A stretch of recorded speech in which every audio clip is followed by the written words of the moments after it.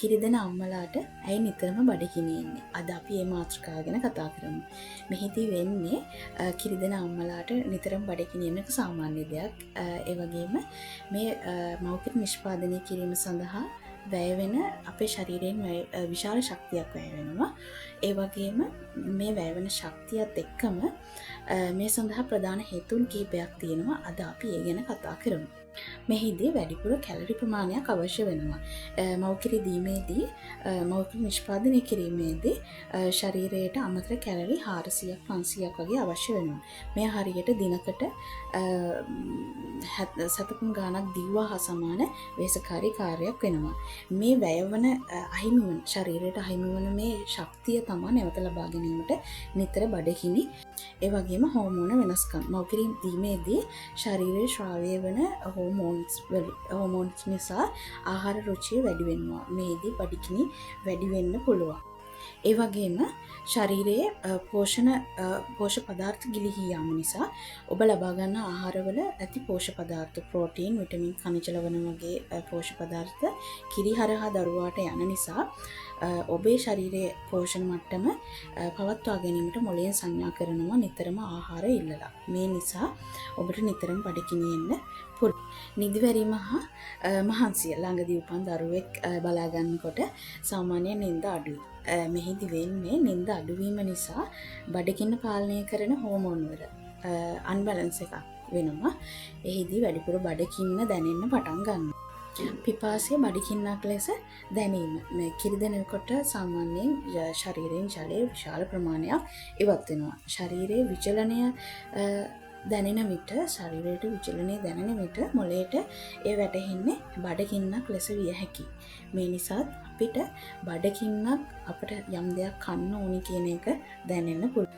ලොකු කෑම වේල් වෙනුවට කුඩා කෑම වේල් දිනකට කිහිප වරක් ගන්න එක ගුණදායකයි කියන එකත් මේ වෙලාවේ මම ඔයාලට මතක් කරනවා.